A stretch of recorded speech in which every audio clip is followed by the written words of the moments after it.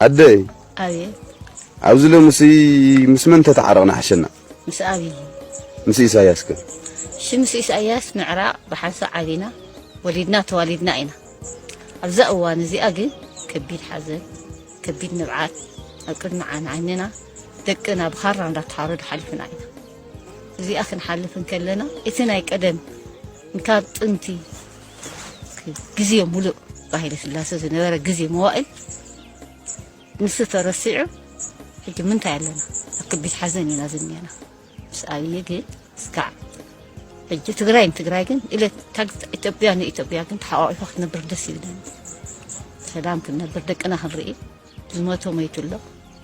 زي ما ترى عينا دك أنا هنرئي دسيلنا محمر يملسن كويلنا كم إنا هنقبر ده دحا سلام كن فتحي سلام بعلو تردي وقفه كبرنا كل خبرنا عدنا سلز هلو كل خبرنا أخذ جيب لين قدم زيت حدي ኢትዮጵያ ሶስት ነገሮች ያስፈልጋታል። አንደኛ ሰላም፣ ሁለተኛ ልማት፣ ሶስተኛ የባህር በር። ኢትዮጵያ መዘጋት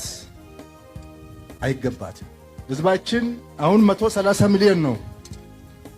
በሚቀጥሉት 25 ዓመታት 200 ሚሊዮን ይሆናል። እንዴት በ2 ሚሊዮን ማህበረሰብ ጥቅም የ200 ሚሊዮን ህዝብ ጥቅም ይዘጋል? ፌር አይደለም። ፌር አይደለም። ዓለም አቀፍ ህግ አይደለም። ሎጂክም አይደለም። በጣም አሳፋሪ ነው። 30 ዓመት ተኝተናል። አሁን ነቅተናል። ጥያቄያችንን እንቀጥላለን። ሰላምም ልማትም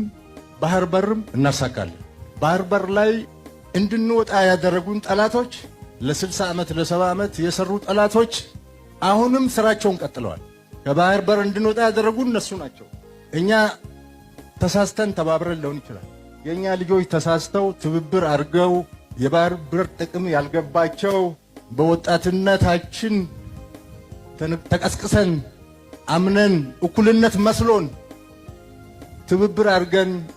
ሊሆን ይችላል። ዋነኛው የአጀንዳ ባለቤት ኢትዮጵያን የባህር በር የማሳጣት አጀንዳ ባለቤት ግን ታሪካዊ ጠላት ነው። አሁንም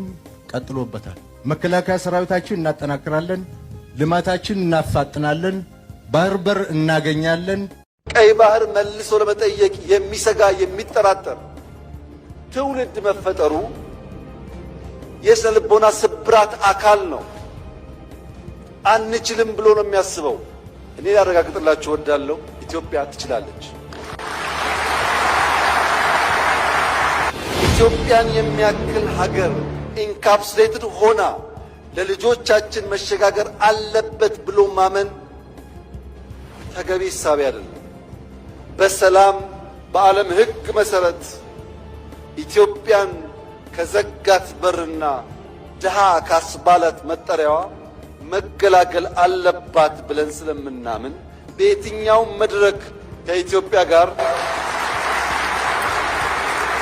በሰላማዊ መንገድ ለመነጋገር የሚፈቅድ አካል ካለ እጃችን ከምን ጊዜውም በላይ የተዘረጋ ነው።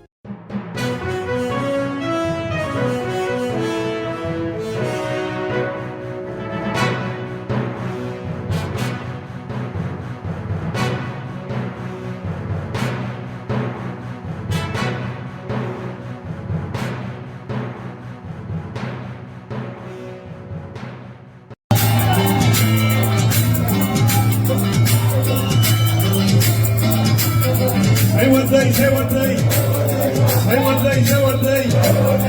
حتى زي حفرو بجدي كنفرو أنا زي حفرو لوكي كنفرو حتى زي حفرو جنبنا كنفرو ودي ما يكنفرو. سلام كبرات خاتلت التبي خميساني حكم تمليسنا مزيناكم علنا يا جنبار حزباو معبل برجيدنا حمدو جنبار حزباو معبل برجيدنا حمدو تي حافشاوي حجي وعلى لني خودت صنحخو عبز 3-4 ورحي زصنح مدبات جمجمه ناب حدش معرف نابتي قندي ካብቲ ክንሰርሖ ፀናሕና ናይ ዲፕሎማሲ ዝተፈላለዩ ዓበይቲ ህዝባዊ ርክባትን ካብኡ ብዝዘለለ ወይ ከዓ ካብኡ ሓሊፍና ህዝብና ክነድሕን ናብቲ ቀንዲ ኣጀንዳናን ውራይናን ናብቲ ህዝብና ዝፅበዮ ዘሎ መድረክ ክንሰሃገር ኢና ኢሉ ዋዕልኡ ክገብር ዋዕላ ክገብር ርክባት ክገብር ሰፋሕቲ ሰሚናራት ክገብር ህዝባዊ ርክባት ዝተሓገዘ ሓደ ሓቋፊ ዝኾነ ፕሮግራም ሰሪዑ ክወፅእ ዋዕላ ቀሪቡ ከም ዘሎ ይሕብረና ኣሎ ሎሚ 10 ጥቅምቲ ወይ ከዓ 9 ጥቅምቲ እዩ ስለዚ ዕለት 15 ወርሒ 11 ናይ ዝሕዝናዮ ዘለና ናይ ወርሒ ጥቅምቲ ከዓ እቲ ንብሎ ዘለና ዋዕላ ከካይድ እዩ ስለዚ ነዚ ግንባር ደለይቲ ፍትሒ ኩልና ክንሕግዞ ይግባአና እዩ እቶም ደለይቲ ፍትሒ ምክንያቱ ኣብ ዓድና ንደልዮ ፍትሒ ኣሎ ክረጋገፅ ተኮይኑ እዚ ግንባር ሒዝዎ ይቅፅል ኣሎ ሶ እዚ ግንባር ሒዝዎ ክቅፅል ከዕውቶ ተደኣ ኮይኑ ነዚ ግንባር ሓገዝና ክንገብር ክንክእል ኣለና ካልኣይ ኣብ ዝተፈላለየ ቦታታት ኣንጻር ግንባር ዝተወደቡ ስቑኢሎም ደለይቲ ዝናን ናፈቕቲ ሳሕልን ዝተፈላለየ ኣጀንዳታት ናይ ሻዕብያ ዝሓዙን እዚኦም ነቲ መንእሰይ ናይ ብርጌድና ሓመዱ ሕቱኡ ከይምለሰሉ ዘለዎ ሕቶ ድሕሪ ዲያስፖራ ከናበይ ዝብል ቃል ስለዎ እዚ ከይምለስ ኣፍቲ የለና ሕና ናይ ግንባር ኣይኮናን ንሕና ናይ ሓደ ኣይኮናን ስለዚ ኣፍቲ የለና ውሽጥና ዘለና ካልኦ ጉዳያት ኣሎ ንዕኡ ኣብቲ ኣብ ውሽጥና ዘሎ ጉዳያት ኢና ኣተኪርና ንሰርሕ ወይ ንዕኡ ጠሚትና ኢና ዘለና ሽግራት ንምፍታሕ ንቅድሚት ንኸይድ እምበር ንሕና ምስ ኩሉ የለናን እናበሉ ኣሲሮሞ ሒዞም ኣለዉ ስለዚ እዚ ከዓ ፅቡቅ እዩ ኣብ ውሽጥካ ዘሎ ፀገማት ክትፈትሕ እያ ግን ንሕና ኣብ ዓድና ምንባር ዝኸልኣና ስርዓት ኣሎ እዚ ኣብ ዓድና ምንባር ዝኸልኣና ስርዓት ከዓ ኣብኡ ኣብ ጥቕኡ ቀሪብካ ንዕኡ ለጊብካ ኣብቲ ዘለዎ ቦታን ኣብቲ ዝስምዖን ምድሳቕን ንዕኡ ምእላይ እንዳ እምበር ኣብ ዘለናዮ ዓዲ ኮይና ዳውን እናበልና ክንነብር ዝፈቅድ መድረክ ኣይኮነን ንሱ እውን ኣይኮነን መቃለስ ኢና ስለዚ እዚ ብሽጣራ ሒዞሞ ዘለዉ ለይትን መዓልትን ምስቲ ኣንጻር ግንባር ዝኾነ ጉጅለ ክራኸቡን ለይትን መዓልትን ኣንጻር ግንባር ክንቀሳቀሱን እናረኣናዮም በዝታት ከም ተቃለስቲ ክንሕፀር የብልናን ስዒርና ክንወፅእ ክንክእል ኣለና ስለዚ እዞም ሰባት እዚኦም ኣንጻር ግንባር ኮይኖም እዮም ኣፍቲ የለና ዝብልኩም ዘሎ እምበር ተቃለስቲ ኮይኖም ናይ ቃልሲ ሰባት ኮይኖም ወፃዓ ዝስምዖም ኮይኖም ኣይኮኑ ሶ ፈንጢስኩም ክትወፁ ክትክእሉ ኣለኩም ኣብ ነፍሲ ወከፍ ዓዲ ኣብ ነፍሲ ወከፍ ሃገር ኣብ ነፍሲ ወከፍ ጨንፈርን ዞባን ዘለኹም ተቃለስቲ ኣፍቲ የለና እናበሉ ከምዚ ናይ በዓል ቤልጅየም ኣብ ካልኦት ሃገራት ኣውሮጳ ኣብ ካልጋሪ እውን ኣብ ከተማታት ካናዳ ካልጋሪ ቶሮንቶ ኣብዚ ናይ በዓል ኤድመንተን ኣብ ካልኦት ቦታታት ናይ ካናዳ እውን እንድሕር ደኣ ኣልዩ ኮይኑ ወይ እውን ኣብ ኣሜሪካ ፈንጢስካ ምውፃእ ጥራይ ንምንታይ እዮም እዞም ሰባት እዚኦም ኣፍቲ የለና እናበሉ ደው ዘብልኩም ዘሎ ፈንጢስካ ምውፃእ ቃልስና ኣብዚ ዘለናዮ ዓዲ ይኮነ ቃልስና ምስቲ ኣብ ውሽጢ ዓድና ምንባር ከልኢና ዘሎ ስርዓት እዩ ስለዚ ንዕኡ እንድሕር ደኣ ኮይኑ ኣፍቲ የለናን ማለት እዚኣ ካልእ ዕላማ ኣላታ ማለት እዩ ነዚኣ ፈንጢስና ኢና ክንወፅእ ዘለና ከም ተቃለስቲ ኤርትራውያን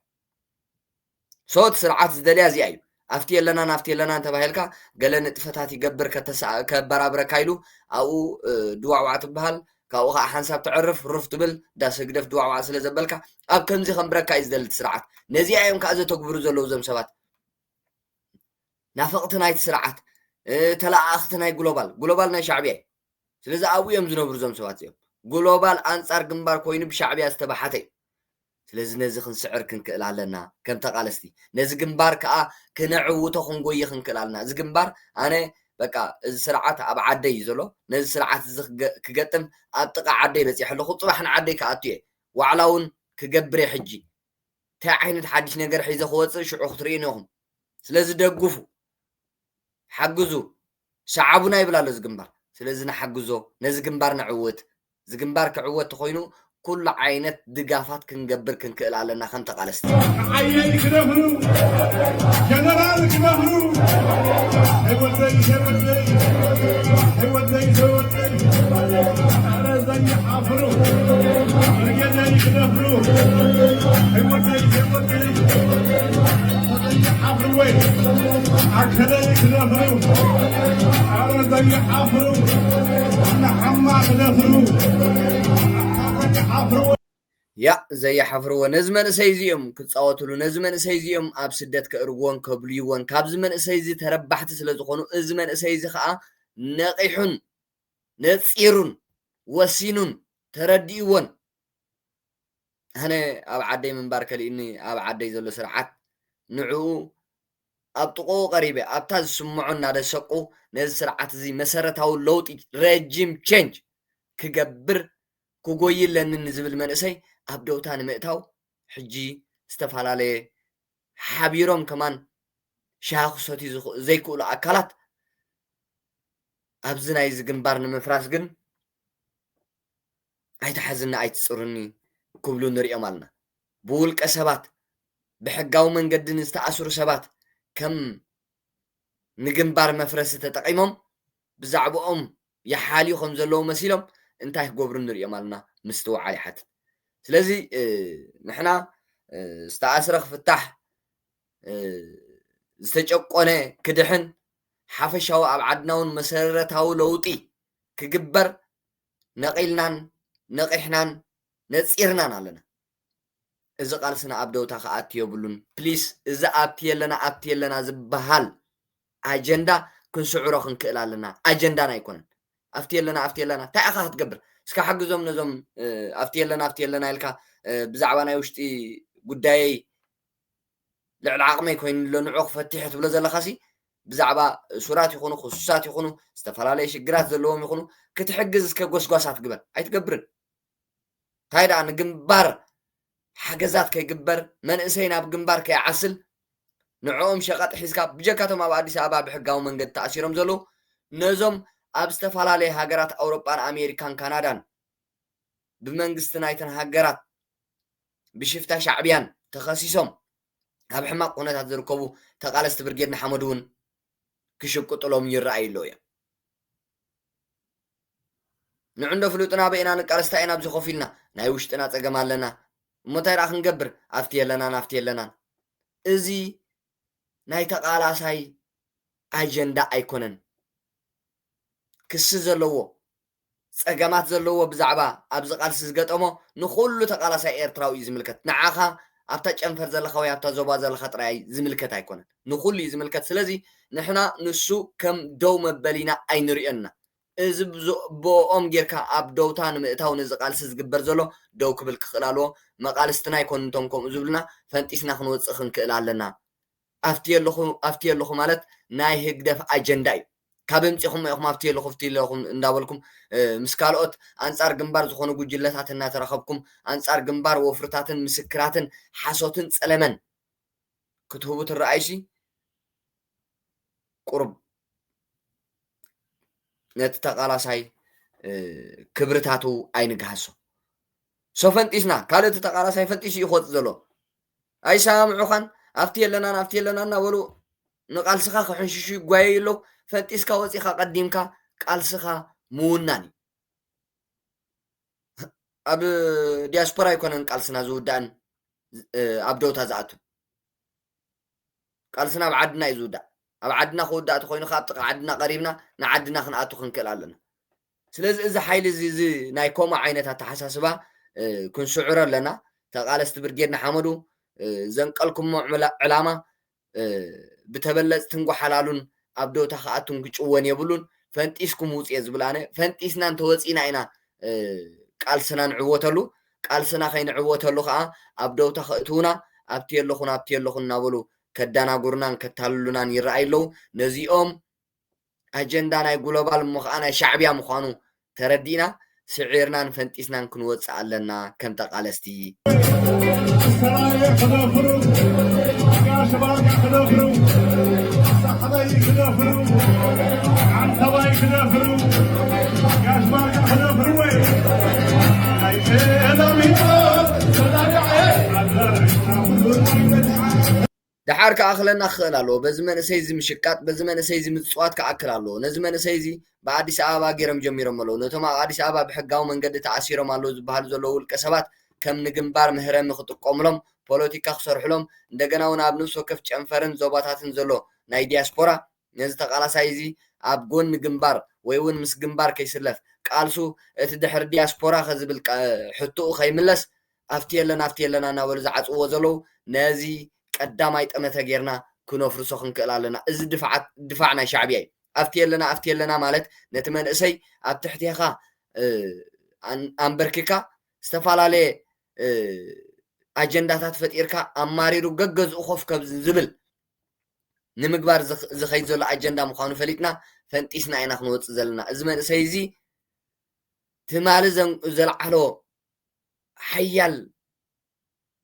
زي عصف زي مبركخ غعزو أبدوتا زي عتو لومي ازيوم أبدوتا خأتو ويبلومن زمان سيزي ترديئون نقيحن توديئون نتصيرني سلازي نقالسو معرافو خبصحو نتصاخت قدفو يقبع حج فليتناكم هنا حج ترديناي حج تقبرو زلخم بتانا عينت عرب رابي زخونا قعزو كابي استبقس مخانو نتصيري نايمن مخانو تفليتي بمن يزور تفليتي سو ابتي لنان ناي شعبيا اجنداي نحنا سابتي لنا ناي كونان قالسنا ابتي كعوت زخل اقول لنا نحنا خم تقالستي ازمن اسيزي ابتي كعوت زخل ابتي خسقوم زخل ابتي زنت صري اقول لنا اقول له شوناوينا خنغوي زلنا نمبر بزي امصي امزلو حج حد الشطاره ذا ابتي لنا نزبل أبدوتا زعتو أيكونن أبدوتا خاتيو بلون قالسنا خنا شقوم لنا نقدميت نابتق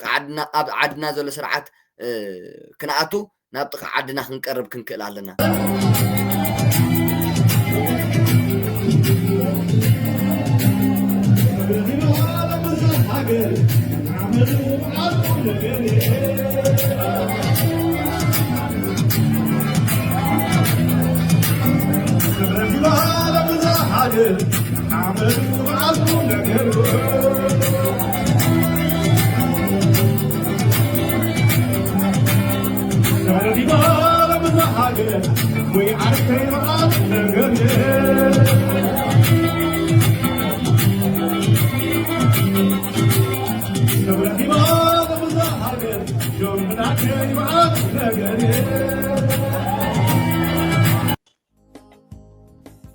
يا كبرات تخاتت التي في ناب كاب جنبار حزباو معبل برجيدنا حمدو زلو معباليتات كاوص إلنا خا أزي عب تجراي بشعبيان بهوحاتن زمعبل زلو إثيوبيان مورار إثيوبيان مفراس كلتيوم زخدو زلو موبو جيرون كا قدمنتي عب إثيوبيا زلو كوناتات مقوصارم وين في إثيوبيان مورار لهم وفيرم زلو قدمي مغعازهم حجين تايم حيزم زلو نسراويت حيل سلام تግራይ ነቲ ኣብ ሓራ መሬት ትግራይ ዘሎ TPF ዝበሃል ሰራዊት ሓይል ሰላም ትግራይ ንዕኡ ምድምሳስ ንዕኡ ነበረ ምግባር ስለዚ ሻዕቢያን ህወሓትን እዚኦም ሒዞም ዘለው ስለዚ እዚ ኣብ ሓራ መሬት ትግራይ ዘሎ ሰራዊት ሓይል ሰላም ትግራይ ከዓ እዚ ንሪኦ ዘለናይ ትማሊ ሽሾ ዝኾኑ ኣብ ትግራይ ኣዝዩ ከቢድ ኩናት ዘካየዱ ጉጅለታት ወይ ከዓ ሃገራት ንዕኦም ስዒሩ ደብረ ብርሃን ዝበፅሕ ሓይሊ ኣብ ሓራ መሬት ትግራይ ዘሎ ሰራዊት ዝትሪእዎ ዘለኹም ዓለም ብስሙ ክፅውዖ TDF ክትብሎ ዘገደደ እዩ ስለዚ ነዚ ሓይሊ እዚ ከዓ ሻዕቢያ ይተጥፍኦ ህወሓት ኣይተጥፍኦ ብሓባር ኮይኖም እውን ኣይጥፍዎ ታይም ዳ እዚ ሓይሊ እዚ እንድሕር ዳ ዘየጥፊናዮ ጽባሕ ስልጣንና ኣብ ሓደጋ እዩ ጽባሕ ትግራይ ተቆጻጺርዋ ህወሓት ኣይትህሉ ሻዕብያ ኣይትህሉ ሶ ነዚ ሓይሊ እዚ ክነጥፍኦ ክንክእል ኣለና ኢሎም እዮም ሕጂ ንሪኦ ዘለና 2-3 መዓልቲ ብዘይ ምቁራጽ ከምኡውን ክሳብ 4-5 መዓልቲ ዝወሰደ ቁልዕ ወራር ኣብ መሬት ዓፋርን ኣብ ዶባት ትግራይን ዓፋርን ኩናት ከካይዱ ቀንዮም ዘለዉ እዞም ጉጅለታት እዚኦም ሻዕብያ ይኹኑ ህወሓት ንህዝቢ ትግራይን ንህዝቢ ኤርትራን ቅንጣብ ሓልዮት የብሎም ታይዳ ንዕድመ ስልጣኖም ሻዕብያ ንስልጣና ህወሓት ንስልጣና ንኩናት ፀሚዶም ኣሎ ንስልጣኖም ፀሚዶም ኣሎ ስልጣኖም ከቆፅሉ ስለዚ መንእሰይ ትግራይ ኣብዚ ንቕሓት የድልየካ ሕጂ መስዋዕቲ ትኸፍሎስ ንወዲ መን ንመን ኢልካ ኸ መስዋዕቲ ትኸፍል ሕጂ ዝኽፈል መስዋዕቲ እስከ ንጎር ንመን ይኽፈል ንመን ኢኻ መስዋዕቲ ትኸፍል ኣብዚ ግዜ እዚ ህወሓት ምስቲ 1.5 ሚልዮን ትግራዋይ ዝበልዐ ምስቲ 1.5 ሚልዮን ትግራዋይ ዘፅነተ ሻዕብያ ፀሚዳ ንስልጣናት ጎይላ ስለዚ ንመን ኢልካ ኢኻ መስዋዕቲ ትኸፍል ንገረኒ ህዝቢ ትግራይ ኣብዚ እዋን እዚ ፀላኢ የብሉን ድሕሪ ፕሪቶርያ ብጀካ ህወሓት ብጀካ ሻዕብያ ፀላኢ የብሉን እቲ ዝግበር ዘሎ ከዓ ምስ ሻዕብያ ይኹን ምስ ህወሓት ኮንካ ዝግበር ዘሎ ፅምዶ ከዓ ናይ ኩናት ፅምዶ እዩ ፅባሕ መላእ ትግራይ ናብ ምድረ በዳ ዝቐይር ፅባሕ መንእሰይ ትግራይ ልክዕ ክንድቲ ናይ ትማሊ 1.5 ሚልዮን ዝበልዐ ኩናት ካብኡ ንላዕሊ መንእሰይ ትግራይ ዘፅንት ኩናት እዩ ሕጂ ብሻዕብያን ብህወሓትን ምድላዋትን ምንቅስቃሳትን ዝግበር ዘሎ ትግራይ ብምልእታ ብሻዕብያን ብህወሓትን ተዓብሊላ ኣብ ትግራይ መንግስቲ የለን ኣብ ትግራይ ዓማፂ ሓይሊ ጥራይ ዘሎ ሻዕብያ ዓማፂ ሓይሊ እዩ ህወሓት ዓማፂ ሓይሊ እዩ ስለዚ እዚኦም እዮም ዘለዉ ነዚኦም ኢልካ ዝኽፈል መስዋዕቲ ሲ ንናይ መን ክብሪ እዩ ትኸፍሎ መስዋዕቲ እኮ ህዝብኻ ንምድሓን ሃገር ንምድሓን መንግስትኻ ንምድሓን እዩ ትማሊ ምናልባሽ ህወሓትን ህዝቢ ትግራይን ሓደ እዩ ተባሂሉ ምድንጋር ብዝፈጠሮ ህወሓት ከዓ እቲ ኩናት ህዝባዊ ስለ ዝገበረቶ ማእለያ ዘይብሉ መንእሰይ ትግራይ በረኻ ወሪዱ ህዝቢ ድሒኑ ንዓለም እውን ነቲ ዝተወደበ ሰራዊት ብስሙ ክፅውዖ ኣገዲድ እዩ ሎሚ ግን ንምንታይ ዓለም ለኸ ሕግታት እናጣሓሰ ናብ ዓለም ለኸ ኣሸባርን ነብሱ ዘሰጋገረ ጉጅለ ድሕረት ሽሞም ኣብ ታሕቲ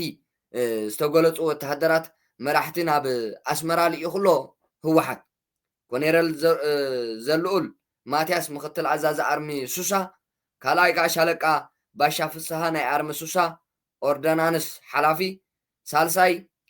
ሻምበል ተስፋይ ዝበሃልን ካልኦትን ዘለውዎ ልኡኽ ናይ መካናይዝድ ዕጥቅታትን ተተኮስቲ ኣፅዋራትን ካብ ሻዕብያ ከምፁ ናብ ኤርትራ ሰጊሮም ኣሉ እዚ ጉጉይ ጉጅለ ልዕላዊ ግዝኣት ጥሒሱ ምስ ካልኦት ሃገራት ዝግበር ዘሎ ስግረዶ ብርክባት ብቐጥታ ምስ ክሕደት ሃገርን ጥሕሰት ልዕላዊ ግዝኣትን ተታሒዙ ኣብ መጋባእያ ዓለም ለኸ ኣሸባሪ ዝብል ፍርዲ ዘውህብ ዓብ ገበን ክኸውን ከሎ እዚ ንህዝቢ ትግራይ ሒዝዎ ዝመፅእ ፀገማት ካብቲ ዝነበረ ዝኸፍአ ስለ ዝኾነ ህዝቢ ትግራይ ነዚ እከይ ተግባር ጉጅለ ድሕረት ወክሕደት ዓገብ ክብሎ ይግባእ ዓገብ ክትብል ይግባእካ እዩ ስለዚ ዓገብ ክትብል ተኾንካ ከዓ ኣብ ውሽጢ ኮንካ ዓገብ ዘይኮነ ነቲ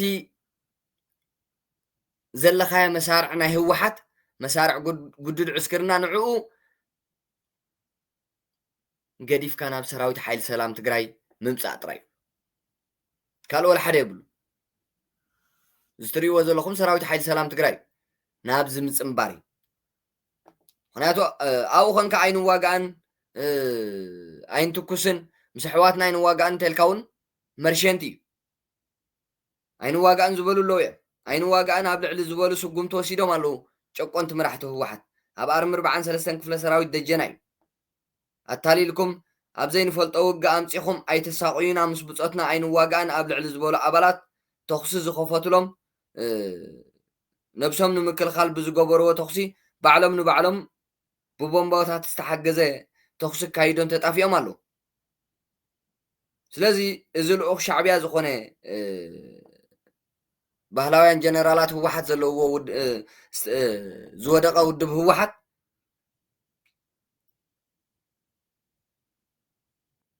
ትግራይ ከም ትግራይ ከጥፋእ እዩ ዝመስል ትግራይ ከም ትግራይ ንሻዕብያ ረኪብዋ ኣሎ ፅባሕ እንታይ ክትከውን ምሕሳብ የድሊ ጉጅለ ማፍያ ናይ ባህላውያን ጀነራላት ህወሓት ምስ ሻዕብያ ናይ ድሕንነት ትካላት ብምምኻር ንህዝቢ ኢትዮጵያ ብፍላይ ንከተማታት ኢትዮጵያ ሰፊሕ ናይ ድሮንን ሚሳይልን ጥቕዓት ከም ዘብፅሕን ኣዝዩ ሓደገኛ ዝኾነ ተግባራት ከም ዝፈፀመን ኣምሲሉ ንክቐርብ ዝተፈላለዩ ኣጀንዳታት ተታሒዙ ኣሎ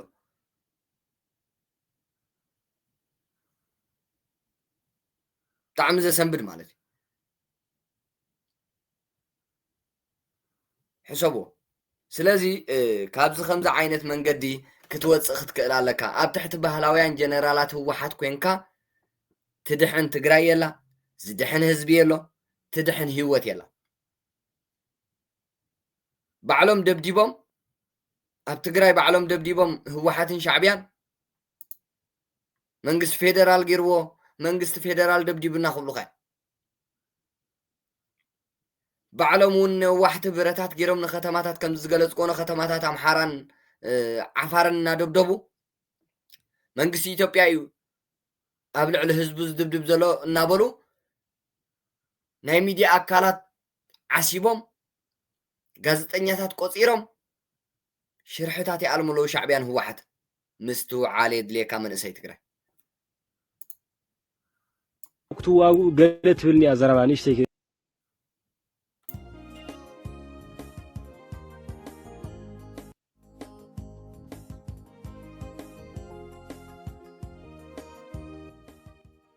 ይገርም እዩ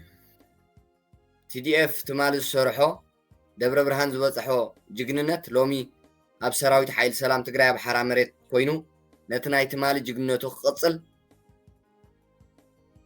እስኪ ብዛዕባ እታ ሓውን ሓው ክትዋጉ ገለ ትብልኒ ኣዘረባ ንእሽተይ ክብል ሕጂ ክልተ ክድመር ክልተ 4 እዩ ዝብል ሓደ እኒሄ እቲ ሓደ ከዓ ክልተ ክድመር ክልተ 6 እዩ ይብል በዚ ይማጎቱ ክልቲኦም እዮም ይጋገዩ ዘለው ኣብ ሰዓት እዚ እዚኦም ክማጎቱ ከለው እቲ ሰብ እንታይ እዩ ዘሎ ኣትሓትን ሓቲኹም በቃ ንምንታይ ትማጎቱ ዋ ንምንታይ በቃ ዝሮዝሮ ኣድኹም እኮ ብምሙጋትኩም ኣድኹም እያ ዝሮዝሮ ትነብዕ ዘላ ትሓዝን ዘላ ገለገለታት ያ እዚ ናይ ህወሓት ኣጀንዳ እዩ ያ ሓደ ሕዶ ንትግራዋይ እናዋጋኣቶሲ ሓደ ሕድኩም ክትቃተሉን ክትዋግኡን ኣደ ትግራይ ኣትሓዝን ኢሎም እቲ ደላይ ለውጥ ዝበሃል እቲ ኣንጻር ህወሓት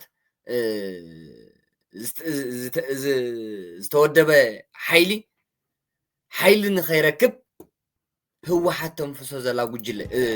ኣጀንዳ እዩ መፍትሒ እዚ ነዚ ጉዳይ መፍትሒ ክመጽእ እንድሕር ኮይኑ ኣታ ክልተ ክድመር ክልተ 6 ትብል ዘላ ክትጋጊእኻ ዘለኻ እንታይ ኢልካ ኢኻ ሙሉእ ጉልበትካ ሙሉእ ዓቕምኻ ሙሉእ ሓሳባትካ ኣብዚ እንተውዕልካየ መፍትሒ ይመጽእ ጽቡቕ ይኸውን ማለት እዩ ፈዘይ ኮይኑ ስኢልካ ለባም ንጽዋት በቃ ኣደ ትግራይ እኮ ትነብዕ ዘላ ትጋገዩ እኮኹም ዘለኹም ክልቲኦም ህወሓት እኮኹም ገለገለታ እዚ ትርጉም ይውል ምንም ከዓ ዘይጠቅም ምንም ኣይጠቅምን ማለት እዩ ስለዚ TDFን TPFን ይዋግኡ ኣለው ሓትና ሓትባ ገለባ ትብሉ ዘለኹም ብትክክል መሕዘን እዩ ነገር ግን ከምዚ ኣይኮንኩም ክትብሉ ዘለኩም ማለት እዩ እንታይ ዳ ኣንታ ውሽጢ ትግራይ ዘለኻ ኣንታ TDF ትጋጊእኻ ዘለኻ ወንጀለኛ ጉጅለ ኢኻ ትድግፍ ዘለኻ ወንጀለኛ ያ ኣብ ትሕቲ ባህላውያን ጀነራላት ህወሓት ዘለኻ ወተሃደርሲ ንመን ኢልካ ኢኻ ትዋጋእ ዘለኻ ከምዚ ክገልፆ ፀናሕኹ እዩ እዚ ጅግና ተጋዳላይ ሓውና ካብ ሰራዊት ሓይሊ ሰላም ትግራይ ካብ ሓራ መሬት ዘመሓላለፎ መልእኽቲ ስምዕዎ ነፅርት እያ ኣብ ትሕቲ ባህላውያን ጀነራላት ህወሓት ኮንካ ትኸፍሎ መስዋእቲ ትኸፍሎ ናይ ኣካል መጉዳእትሲ ንመን نابتي حوخا نعاخان مدحان أب حرامريت تجراي كوينو زك على زل سراويت حيل سلام تجراي أغني عخاي زلخا أصوارات كاسي نمني تاك تركبي ያው ጉጅለኻ ዓጅብ ካዘለኻ ድሕር ጉጅለ ጸቢብ ኣግላሊ ጉጅለኻ ትድግፍ ዘለኻ ስለዚ ስኻ ወይ ገዛኻ እቶ ወይ ከዓ ናብ ኣሕዋትካ ናብ ቲፒኤፍ ተጸምበር ኢልኩም እስክስወኹም ሽዑ ኩሉ ቲዲኤፍ ናብ ቲፒኤፍ ግልብጥ ኢሉ ይምጻእ ወይ ከዓ ዝሰልች ገለንት ኮይኑት ቃልስኻ ናብ ገዝኡ ይኸይድ ሽዑ ዞም ጉጅለ ድሕረት ጎይንቶም ይትረፉ ሽዑ ኣብ ትሕቲ ሕጊ ይወድቁ ብሕጊ ይረአዩ ማለት እዩ ስለዚ ሽዑ ዲሞክራሲያዊት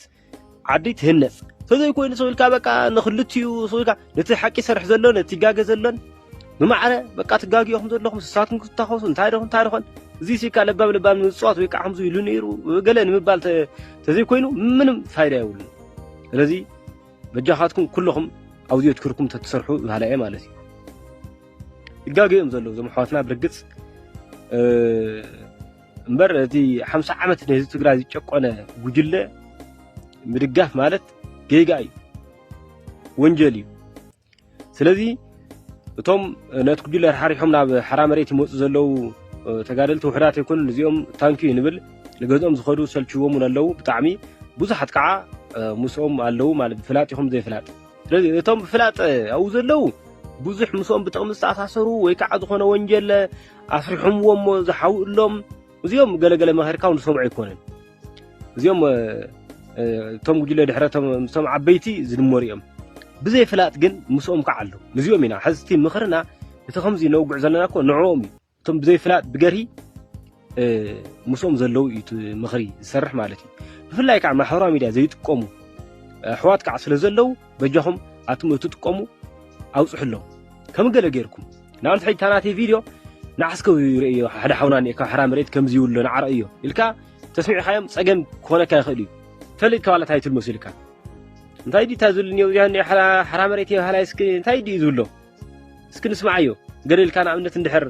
ፈሊጥካ ማለት ንድሕንነትኩም ኢለ ዝኾም ጌርኩም እቲ ናትና ሓሳባት ንኽባፃሕ ግበሩ ብፍላይ ነቶም ማሕበራዊ ሚድያ ዘይጥቀሙ ሰባት ማለት እዩ እና የቐኒየለይ ከምኡ ንግበር ዓድና ሓራ ነውፃያ ካብ ዝብለ ዝበጃኻትኩም ቶሎ ኢልና ያ እዚኣ እታ መልእኽቲ ንፀርቲ እያ ኣብ ትሕቲ ባህላውያን ጀነራላት ህወሓት ዘለኻ መዕለቤኻ ክትፈልጥ ክትክእል ኣለካ ሕጂ ትኸፍሎ መስዋእቲ ከንቱ መስዋእቲ እዩ ሕጂ ትኸፍሎ መስዋእቲ ናይ ዘለዓለም ንስድራኻ ስቃይ እዩ ንስድራ ቤትካ እቶም እዛ ዓይነት ክብሎ ዝፀንሐ እዚ ጅግና ተቃላሳይ ካብ ሰራዊት ሓይሊ ሰላም ትግራይ ካብ ሓራ መሬት ትግራይ ክብሎ ዝፀንሐ ከዓ ኣሕዋትና ኣሕዋት ዲኹም ክትጣረፉን ክትቃተሉን ኣደ ትግራይ ኣትሓዝን ዘላ ትብሉ ዘለኹም ከዓ ከምዛ ዝበላ ነቶም ኣብ ጌጋ ዘለዉ ደኣ ጌጋ ኣለኹም ክትብልዎም ኣለኩም እምበር እቲ ኣብ ሓራ መሬት ትግራይ ዘሎ እሞ ህዝቢ ንምድሓን እዩ ዝቃለስ ዘሎ ህወሓት ከንምንታይ እያ ነዚ ሰራዊት ናብ ኩናት ተእትዎ ዘላ ኢልኩም ክትሓስቡ ኣለኩም ነቶም ዝፃረፉ እስከ ንእሽተይ መልእኽቲ ክሕልፍ ኣቶም ትፃረፉሲ ብጣዕሚ ዝፈትወኩም ብጣዕሚ ተኸታተልቲ ኢኹምና የመስግን ከም ድሌትኩም ተፃረፉ ጥራሕ ኩሉ ግዜ ትፅሕፎን ዝዛረቦን ተኸታተልዎ ብደንቢ ካብኡ ግን ማለት ብሓደ ግዜ ንቓሕ ብሓደ ግዜ ልብም ኮ ይበሃል ብደረጃ ቀስና ለይሰ ዝርዳእ ታዳ ያ ኣብ ቀደም ትሒዙ ቀደም ህወሓት ገና ናብ ስልጣን ከይመፀት ትሒዙ ዝነቕሐሎ ድሓር ኣዲስ ኣበባ ምስ ኣትወት ዝነቕሐሎ ድሓር ንስሞ ንግደፎ ኣብ ሰናይ ሕጂ ዋላ ተኸይድና ቅድሚ 2013 ዝነቕሐ እኒሄ ውግእ ተኻይዱ ናይቲ ውግእ ውፅኢት ርኡ 2015 ተረድኦ ኣሎ ሳሕ ዘይተረድኡ እኒኦ ሕዚ ህወሓትን እቶም ሓለውት ማዓኮራን ምስ ደቆሱ ከዓ ዝርድኦ ክህሉ ማለት እዩ ስለዚ ሰብ መቸም በብደረጅኡ ቀስ ኢሉ በብዓቕሙ ኢሉ ዝርዳእ ታዳ እሞ ስለዚ እቲ ሕዚ ፀርፉ ንፀርፊ ድሓር ዓብዪ ክብሪ ሒዙለይ ስለ ዝመፅእ ዋ ብዓቕምኻ ስኻስ መኺርካ ነርካ ከምዚ ኢልካ ነርካ ሰብ ከይጠፍአ ከምዚ ትመክር ነርካ ዝብል ክብርን ስለ ዝመፀኒ أنا حزي تتصرفكم منم أي مثلاً برجع صرف طعم ما يكونن جن منم ما يكونن عاي مليتكم تصرفون ترح زولو كله تخطاتولني سأجمع يقولون مالتي النوم توم دقفتي توم كومنت قال زموجسني قال أنفرين ناقوركو تيوم تعرفوا قبليه مالتي بعدمهم إنهم تعرفهم قال غيركم عدمهم فريند ريكويست إلى آخره قبلهم يعني برانا بلوك يقبر أنفرين ده يقبر قال يقبر مالتي معناته صوتنا مساخمين معناته ده يترددوا نخردوك يا أخي حمزة يتمكر تزارن بر صويل كان فعلوا النفاس كوي كونن ስለዚህ እቲ ዝረድኦ ደስ ይል ገልጸልካ ዘሎ በቃ ተውልቡ ዘሎ ኢኻ ያ ይገርም እዩ ሓፈሻው ማለት ኣብዚ ህዝቢ ትግራይ ተረዲኡ ወንድዩ ነዚ ኣብ ሓራ መሬት ትግራይ ዘሎ ሰራዊት ሓይሊ ሰላም ትግራይ ከዓ ድጋፋቱ እናገለጸ ንሱ ከድሕኖ ይጽበል እዩ ሕጂ ኮት ዝገርመኩም ኣብዚ 3-4 መዓልቲ ክካየድ ዝጸንሐ ኩናት ዝተሻቆሉ ስድራ ቤታት ኣለዉ እዮም أبزن ناب عفار زاتوا أرمي ناي بهلاوين جنرالات واحد كساب حجي تلفوناتهم زي سرح بزحاتهم سدرابيتهم ناب بصوتهم تدولوا كابتهم بصوتهم وهاب من الأخطاء استودبي بهواحد بخادرتات ببهلاوين جنرالات واحد استودبي تملسي وبحنساب نيرنا أقاطعم حجي تفلالنا لنا አለዩ ሕጂና ተፈላልና ኢሎም መልስ ዝተዋሃቦም ዳርጋ ሱሳን ገለን ልዕሉ ሱሳ ሰባት በፂሖም ኣለዉ እዚ እትሕዝ ፀርፉ ንፀርፊ ድሓር ዓብዪ ክብሪ ሒዙለይ ስለ ዝመፅእ ብዓቕም ካስኻስ መኺርካ ነርካ ከምዚ ኢልካ ነርካ ሰብ ከይጠፍአ ከምዚ ትመክር ነርካ ዝብል ክብርን ስለ ዝመፀኒ ኣነ ሕዚ ተፀረፍኩ ምንም ኣይመስለንን ብርግፅ ፀርፊ ጥዑም ኣይኮነን ግን ምንም ኣይኮነን ዓይ ምልየትኩም ፅረፉን ጥራሕ ዝብሎ ኩሉ ተኸታተሉኒ ፀገም የብሉን ማለት እዩ እንዳውም እቶም ደገፍተይ እቶም ኮመንት ገለ ዝምጉስኒ ገለ አንፍሬንድ እናጎርኩ እትዮም ዝፃረፉ ክቕበልየ ማለት እዩ ብዓድምዎም ነቶም ዝፃረፍኩም ገለ ገይርኩም ዓድምዎም ፍሬንድ ሪኩዌስት ይልኣኽለይ ክቕበሎም እየ እምበር ኣነ ብሎኮ ይገብር አንፍሬንድ ይገብር ገለ ይገብር ማለት እዩ ምክንያቱ ፅዋታና مساخم يو ولاتو ده يتردኦ نخردو كو يخا خمزي يتمكر تزارن بر سويل كان فالو لنفاس كو يكونن ስለዚህ እቲ ዝረድኦ ደስ ይል ገልጸልካ ዘሎ በቃ ተውልቡ ዘሎ ኢኻ ትዛረብ እምበር ሓድሽ ነገር ኣይዛረብን ዘለኻ ነቶም ዘይተረድኦም ግን ሓድሽ ነገር ስለ ዝኸውን ሰብ ከዓ ሰብ እንድዩ መቸም ዋላ ደንቆሮ ይኹን እምበር ኢሉ ኢሉ ምርድኦ ኣይቐርን ማለት እየ ኢሉ ኢሉ ሓደ መዓልቲ እናተሰወጦ ኩነታቱን ከም ገለና እናተረድኦ ከምዚ ዓይሉስ ይቕየር እዩ ብዝብል እምነት እዩ ንዛረብ ዘለና እና ምድሌትኩም እናኣተኹም ናመፃኹም ተፃረፉ ኣብዚ ናይ ኮመንት ቦታ ጥራሕ ምክትታል ትግደፉ ካብኡ ድሓር ከዓ ንመጓጎሰሉ ንፋቐረሉ ፅቡቕ ግዜ ክመፅእ እዩ እቲ ሌባ ናይ ህወሓት ናይ ዓሊ ስብስብ እዩ ከምዚ ገይርና ዘሎ ስሳትና ንክንፃረፍ መንገዛና ዓድና ክንዲ ዝሓሰብና ክንዲ ንቃለስ ዘለና ከምዚ ብሕማቕ ስታይ ክንረአ ትገብረና ዘሎ እቲ ስርዓት እዚ እዩ እዚ ከዓ ዝብልየሉ ሰዓት እናቐረበ እዩ ፅብቕቲ ዓዲ ዓድና ፅብቕቲ እያ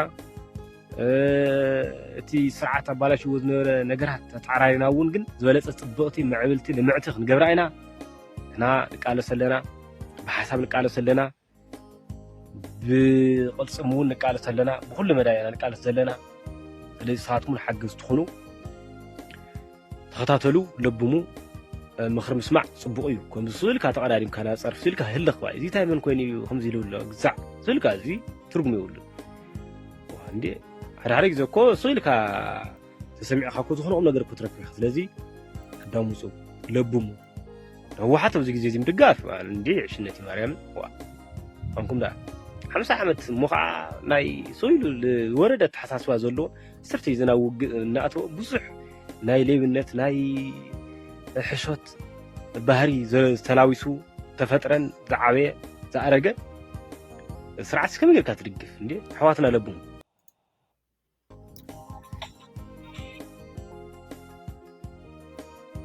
ያ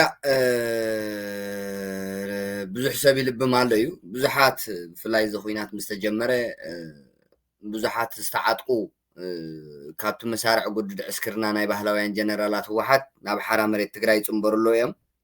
ሕጂ ኸማን ጥራይሲ ካብ ኣርሚ 43 ካብ ኣርሚ 33 ካብ ሞት ባዕሎም ኣትሪፎም 25 ተጋደልቲ ምስ ምሉእ ዕጥቆም ናብ ሓራ መሬት ትግራይ ናብ ሰራዊት ሓይሊ ሰላም ትግራይ ተፀምቢሮም ኣሎ ካልእ ምንቅስቃሳት ኣሎ እዩ ካብ ኤርትራ ሓንቲ በጣሕ መኪናን ሓንቲ ኤስኣርን ሓንቲ ድማ ፓትሮልን ንብረት ጽዒነን ብመረብ ራማ ናብ ትግራይ ኣቴና ኣለዋ እዚ ተጻዒኑ ዘሎ ንብረት መሳርሒ ኩናት ከም ዝኾነን ምንም ዘጠራጥር ኣይህልዎን ትግራይ ዝኣቱ ካብ ሻዕብያ ኣጽዋራትን ካልእ ተተኮስቲ ነገራትን ስለዚ ዝምልከተኩም ኣካላት እዚ ሓበሬታ ካብ እሙናት ምንጪ ዝመፀ እዩ ብዝተኸኣለኩም መጠን ብናይ ሻዕብያ ድሌት ትግራይ መናሃርያ ኩናት ከምቲ ንብሎ ኩሉ ግዜ መናሃርያ ኩናት ንኽትከውን ይስራሕ ዘሎ ኣድላይ ዝበሃል ጥንቃቐ ክግበር ኣድላይ ዝበሃል ናይ ሳተላይት ናይ ሰባትን ሓበሬታታት ተወሃሂዱ ኣብ ትግራይ ብሻዕብያ ከምቲ ንሪኦ ዘለና መናሃርያ ውግእ ንኽትከውን ትግራይ ዝግበር ዘሎ ምንቅስቃስ ንዓለም እውን ንማሕበረሰብ ዓለም እውን ክንገር ክኽእል ኣለዎ ምክንያቱ ጭብጢ ዝኾነ መካይን ናይ ሻዕብያ ተሪኢኹም ብሰነድ ተታሒዙ ናብ ማሕበረሰብ ዓለም ዝቐርበሉ ንመንግስቲ ኢትዮጵያ እውን መረጋገፂ ዝኾኑ ንሰራዊት ሓይሊ ሰላም ትግራይ እውን መረጋገፂ ዝኾኑ ሰነዳት ክዳለ ክኽእል ኣለዎ ኣብ ወረዳ ራማ ዓዲ 4 ወረዳ ኣሕሳን ካብ ሕድሕድ ጣብያታት ሰለስተ ሽማግለታት ናብ ኤርትራ ከም ዝተላእኹ እውን ይግለጽ ኣሎ ሕሰብዎ ብዙሕ ነገራት እዩ ሻዕብያ ምስ ህወሓት ኮይኑ ኣዳናገሪ ዝኾነ ስልትታት ዝጥቀም ዘሎ ኣዳናጋሪ በቃ ትማሊ ከምኡውን ቅድሚ ትማሊ ዕፁብ ኣኼባ ናይ ግንባር ኣዘዝቲ ናይቶም ካብ ባህላውያን ጀነራላት ህወሓት ዝበሃሉ ካብ ኮር ንላዕሊ ናቶም ኣኼባታት ገይሮም ኣሎ ካብኡውን ነቶም ኣውቲስታታቶም ገገዛኹም ፅንሑ ኢሎሞም ኣሎ ኣብ ገገዛኹም ዋዓል ኢሎም ነቶም ኣውቲስታታት ኣብፂሖሞም ጥራይ ናብቲ ኣኼባ ክምለሱ ኣይዘሞም ኣሎ ስለዚ ህወሓት ተኣሙና ስኢና ዘላ ሰብ ኣገዲዳ ብገለ ጥሜት እውን ስለ ዝኾነ ኣገዲዳ እናዓሰበትን ኣገዲዳ ካልእ ነገራት እናገበረት እያ ኣብ ጎና ክተሰልፍ ትጓየ ዘላ እምበር ንህወሓት ዝድግፍ የለን ንጋርድታታ ንዓጀብታ ንኣውቲስታታታ ከይተረፈ ምእማን ስኢና ኣላ ህወሓት ሶ እዚ ከምስታት ርክባት ናይ ሻዕብያ ዝገልጽ ሰነዳት ኣብ ዝተረኸበሉ ከዓ ፕሊስ ንዝምልከቶ ኣካል እንዳለኣኩም ናብ ማሕበረሰብ ዓለም ከም ጭብጢ ክቐርብ ክኽእል ኣነ ሓበሬታ ኣለኒ ማለት እዩ ከምኡ ገረብ ቀረባ ዝጉጅለ እዚ ተኣልዩ ካልእ ወግዕ ነውግዕ ኢና በተን ደሞዝ ክንውስኸልኩም ኢና መስርሕ ገዛ መሬት ክንወኩም ኢና ዝብላ ሓሸታት ዝተዓሾ ትዴፍ ስኒህ ማለት እዩ ብጣዕሚ ዝገርመካ ባይ ዘ ወይ ኣፍታ ኩሉ ግዜ እዚኦም ብፍላይ ኣፍታ ውግእ ዝሓሰቡላ መዓልቲ ወይ ከዓ ኣፍታ ቅንያት ሳዮም ዝመፃውዑ ማለት እዩ ህወሓት ብመፅዓዕም ዝነብሩ ሰብ በቃ ተስፋ እናገበረ ያ ልክ አሁን ሻዕብያ ዝገብሮ ማለት እዩ ኣብ 2028 ከምዚ ክንገብርና ኣብ 2000 ክንድዝን ክንድዚ ክንገብርና ንሰራዊትና እዛ ዓይነት ሽፋን ንህዝብና በቃ ምክንያቱ ኣብ ተስፋ እዚ ብቃልዕ ኣይብልዎን እንዲም ሻዕብያ ብቃልዕ ኣይትብሎን እያ ሰነድ ዝባህ ሻዕብያ ባይዘወይ ሰነድ ዝባሃል ኣይትገድፍን ያኩ ታይዳ ብዜሮ ሰለስተ ጌራ ኣትሕዝ መንግስትና ንሰራዊት ደሞዞም ክውስኽ ይበሃል ኣሎ ንህዝብና ኣብ ገገዝኡ ቀረባት ክገብረሉ ካብ ሕጂ እንዳሓር ህዝቢ ኤርትራ ጽዒር ይበልዕ ሓሪስ ይበልዕ መንግስቲ ባዕሉ ከኣለ እዩ ሰራዊትና ክቡር እዩ ጫማታቱ ክዳኑ ደሞዙ ኩሉ ነገር ኢንተርናሽናል ኮይኑ ሕልው ክኸውን ብዜሮ ሰለስተ ኣብ ቀጻላይ ዓመት እናተባሃለ ብዜሮ ሰለስተ ይወርድ ሽዑት ሰራዊት ከይባታተንቲ ህዝቢ ካልእ ኣጀንዳ ከይፈጥር ነታ ትመፅእ ዘላ ዓመት ይፅበ ውልቀ መላኺ ኢሳያስ ኣፈወርቂ ኣብ መድረኽ መፅኡ መብፃዓያ ዝተማበፅዓናየ የለን ሃገር ኣብ ሕማቅ ኩነታት እያ ዘላ ዓንያ ባፅዕ የለ ዓሰብ የለ ሃገር ጠፍያ ሰራዊት ተባታቲኒ ይብለካ ሽዑ ዘነሩዎ ብተስያም ዘነሩኻ ሕዚ ከዓ መሬት ክንበካ ኢና ደሞዝ ክንውስኻ ኢና ኢሎም ሰብዕ ሽምሎ ማለት እዩ ሪኢኹምዎ ኣለኹም سو إذا نايكلتي أميلاي شعبيا قومنا قبلتها نهزبات الدناجر هو حد كأحجي أبناء تفقات أوان إزيات قبل زلا شعبيا زقبر كل نجارات أب إيرترا هو حد أب تقرأ تقبر الله خنياتو حدا أكاليوم دك عديوم حواتيوم عطنا سجايم شعبيان هو حد نكو عطنا سجا خي ترفقوا سسوء له بزحات مالس زقصل له سسوء له حيستم سسوء سابي كوينم يمريك وهاب أبي كوينم يم دموت كوسهم بذكر عشوا وتر ناتالنهم كنورو نيشتي كوا حزب بزح حزب مكر سبله نزيات سمع يدخلون بزي كتمهار يدخلون بزخنا تحج خوين زله خويني أوردي تزموته مويتي تتواصل قصيرين يدحر حجيجن لبجورو كيتشورو يا زخاتي I don't know يا خوينات بتعمي كابز خفقنا بز جددا إذا خير زلوا زي نوري أزلنا بعفر كاير سنحة بتعمي I don't know نخد قلت أون لومي حزب تجري نتنايت مالي سلامات أوان نتنايت مالي أزي أسنبار زخونة خونتات مدرخ سجيرو ناب كوينات كقتم ناب كوينات كأتو ناب كوينات كملس بتعمي يحفري هو حد جنجراتو مالكو حزب تجري كاب أفدق موتي تمليسو لو منا وقت ملسه هو حد تعمي قرن قال رأي وز بانداناي هو حد بعلا أب تجري أبدو بتجري مديباتو زلا نتم سراويت كاب حزب أجديدو أو نتم نايبه هلاويان جنرالات هو حد سراويت أو عور قريب لهم الله أو عور كبرعب بسجا خط أبرو ناب كوينات النعتوس أبلعو خلوخه نخماتوسي واي هو حد بونت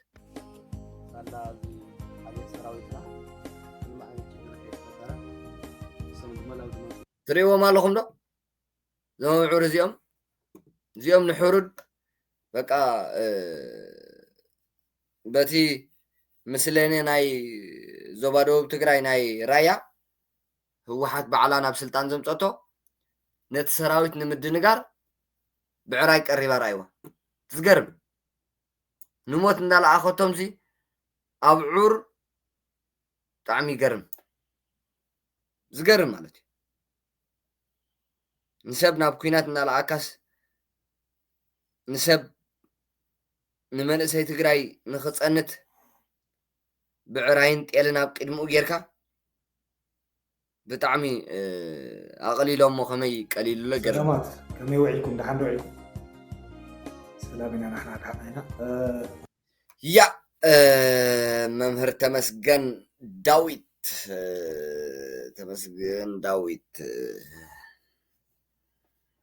وهاب قال سراويت حيل سلام تقراي شعبيان هو حاتم فت أبيلوا زلو تقادلاين أكتيفيستن بوليتيكيان ناي سراويت حيل سلام تقراي وهاب قالون ناي سراويت حيل سلام تقرايو ممهر تقادلاي ممهر تمسجن داويت لما أنت حد قلت نتوتات كنرينا أمنتايو أفتها خزي وزي على الله مقلتك مالتي يمكن ياو سترا سوات بصوت يتديف سمعاتي هابكم فزول كالي توسخ مسوات قيمة أبتم ولدي سترا تديف بصوتنا لو قدوا أبخمطكو داي خيلهم كعاو كيوسوهم وخالي نقر خيقوهم كعا لونا ناي تقرأي حيل سلام قدس مبارو لقذيو مالتي لقذيو قدس لولوزي أنا خمسو تروم الملك نيني بوجيرا خو لما عند ذكري الحسوخو أفتناي ناي حوحت مجلسيت مالت استثرز ودر مجلس أوت اللي يوتي وردفتو نايتي بسرعة كوينا بوجينا يبقى أقوامت ليوديو منياتو يا هو حتى ملو بملو خا بوليتيكا إثيوبيا استقللن استنصلنيو سلازي تحج عدر رخيبو زولت من شعبيا بدحريو بوتا سلا زرخبه ناي شعبيا لوخ كوينو سلطانه قصل هابتታት حزب تግራይ كغحت هيوت من إسيات تجري سلطانه قصلنا بكينات كأتو نشعبيا من إسيات تجارو بجا خفل زهندت زلو ينبر أبوليتيكا إثيوبيا كنتاب بالصحيت يبلون وجله واحد لوخ شعبيا مجمريا عينة باور نيو يوم عينة مجلة خوصة كابن تجرولي مجلة جن رأيستي عرفت زوجها زي أتومس أبصلي تلي مقرابون مالتي أبكي عم مغانم أفت مجلة سس بدن بيري الناس تمثل مالتي أنا فزي زي عيلك بلوكم يقني بفيديو حاجة زي أخباره مستعمل مجلة يتسوم صحفواي لخونة فيديو نبقى أخي خريكم مالتي كاو بعرفهم تفرجوا مالتي مجلة سس بصر تعيت حستو تعيت دليت ما جرى شيء بك فنجمرينا خوينات للنجار لا عالم نتاي للنجار يبر منم زي بالنجار يولي لا نتاونا مجمريا أفتح مجلس يوم تايول وعند بريتوريا لا نتحس تسجاجير الله من قصدي أي مجلس يوم كوميدي من يتعيش لولا مزيانة خد من يتعيش بريتوريا من يتعيش له من يتعيش بعلم كفتم بصوتنا زنا بصوتنا نريعمو مالت نرتع متن بخون مالت بعلم وفت ميدات يوم أوزعتنا نينا آتيوم ديوم آتيوم سديت بوتا أيكوني أجمعول تقولون جن نحنا وزينا نينا لا مستو عمي جنرال أول اللي صار حزوه من نار والعد عليه خم نور بعلم تناقر ونقرت الفيديو نريع ما سرجع مالتي مغنيات ما سرجع إن عالم من قصته المقبلة كاس اللي تامرتعية زي مول المرتع صل الحزين يا جبت خمت عن توزولكو زخونة سندات كله خلالون عالم مس عالم ماغوتي نمنجس إثيوبياون هو حت جورزلا بقربة حبريتها متحلات معناته هو حت كاب بوليتيكا إثيوبيا تسيقوا مش شعبية أخوينا تجرى يعني إثيوبيان مفرس تجوا زلا صار حزب تجرى سل زود بزيا حزب تجرى ملي أخيت فوتون معلى أخت تفزلوا كتقل يزلوا خاب تجرى شعبيان هو حتن صرهلو نانايتي ابت خباب زلو حبرت السبب استوم يوم عندي الجور لولو مالتي قديمهم لولو مالتي